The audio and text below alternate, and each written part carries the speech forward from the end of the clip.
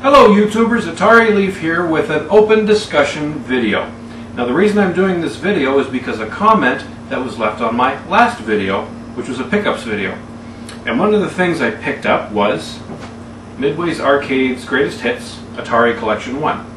And many of you have seen these before. They have them for many different systems, even today. And what they do is they emulate old arcade games from the past.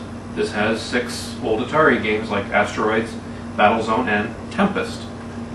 Now the comment that was on my channel, or on my video, was from PC Video Gamer. I'll leave a link to his channel. It was a very interesting comment, but here's what he says. I just saw your Midway cart, and you mentioned Tempest.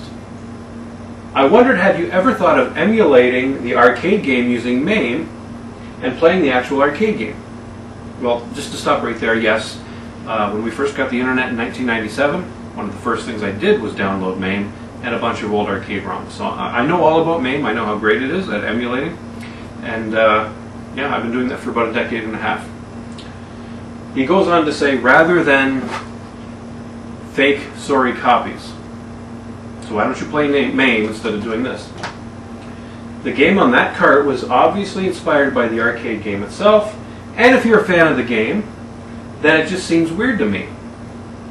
There's an interest, of course, but I find arcade game copies on old consoles, while there's the real arcade games for free on PC emulators, it seems a little strange to me.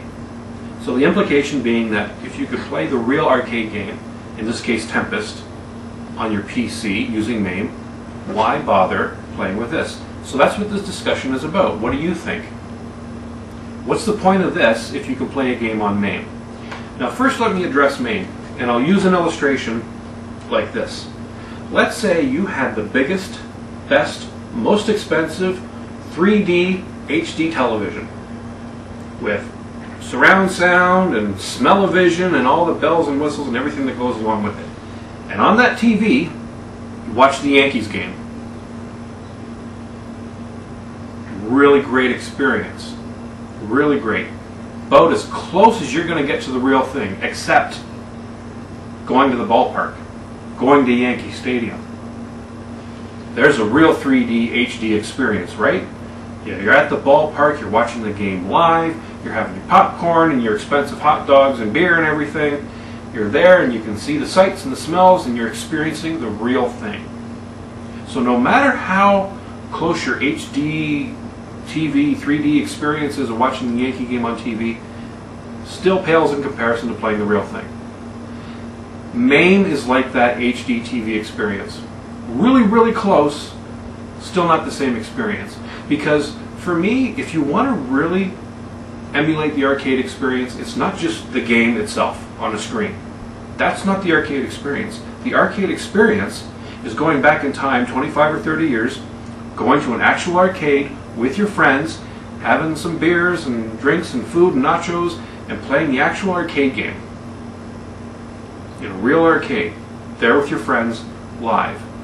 That's the arcade experience. The experience is not this, on a computer, playing the game on a computer. That's great. And people will say, hey, but you can build these Mame cabinets. They're like a real arcade game. You put your PC in there, your monitor in there. Close, but still not exactly the same. See, the experience isn't just the game.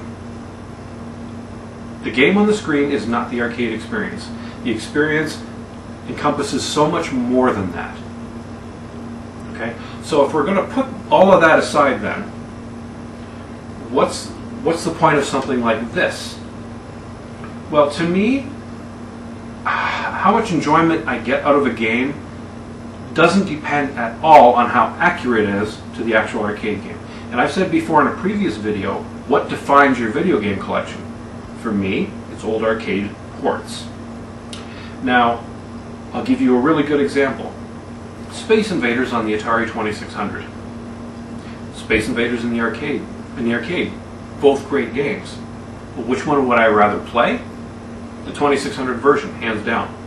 It's got more variation, and to me, it's a lot more fun. You can play with 2 players simultaneously. I remember growing up playing that game with my cousins. We had a blast playing that together, because it was the experience of playing that game together. When I played Space Invaders in the arcade, I played it by myself. We were in Hawaii at the time. Fun game, but I didn't have as much fun playing it as I did playing on the Atari 2600.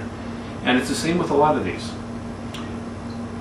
When you play a game like I play with my wife or my daughter, say we've got the one on Nintendo 64, you sit down and you play the game with your family. You're having fun with your family. Doesn't matter how accurate the game is to the real thing. That's not the whole experience. Accuracy of translation does not the best experience make, if I'm making any sense. And this kind of goes off into a side discussion. Video games, to me, modern games, have gotten away from what I consider to be part of the essence of retro gaming, and that was the social interaction, the social activity. When you went to an arcade with your friends, when you had your Atari 2600, everybody was around you. Your Nintendo, same thing. If you wanted to play with your friends had to be in the same room. You didn't put on a headset and play with a stranger halfway across the world, playing Call of Duty or Halo or whatever. That kind of social interactivity has gotten lost, and that's where I feel a system like the Wii has an advantage over the other two, the PS3 and the Xbox 360. Is that social interactivity, people being in the same room. You could do the same thing with those other systems, but it seems that more people are apt to play by themselves alone in a room with strangers online. So yeah, getting back to my original point, Colby. Yeah, accuracy of the translation doesn't matter to me. What matters is if it's fun, if I have fun playing it or not. I mean, look at the Atari 2600 library. They're not very accurate. But you ask anybody on Atari age, and many of them will tell you they have more fun playing the Atari 2600 versions of these old arcade games, sometimes more than the actual arcade game. So yeah, accuracy of translation doesn't seem to matter to me. So things like this, I find a lot of fun.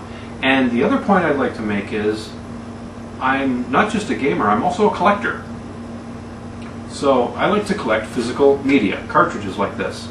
Sure, I could download thousands of ROMs, play them on my computer, but I don't collect ROMs. That's why I don't like modern DLC. You know, and that's where gaming is going to. You're not going to own anything pretty soon. So that's why this is even more important to me than a ROM. I like to collect actual cartridges. I like to plug this cartridge into a real Super Nintendo or real Atari and play the game that they wanted me to play. Mame has its place. I think it's great fun. I think people with these Mame cabinets, they're amazing. But that's not the be-all and end-all of playing an arcade game. Just that there's more to an arcade game than that to me. So that's my feelings on it. So add a comment, make your own video. I think it would be great. I'm not going to call this a tag, just kind of an open discussion on Mame versus these arcade compilations. Is arcade perfection, down to the last detail, more important to you? Or if the game is fun, isn't all that's really important? So I thought it was an interesting comment from PC Video Gamer. Thanks for making that comment. Again, I'll leave a link to his channel. And tell me what you think. This is AtariLeaf. Thanks for watching. Have a great day.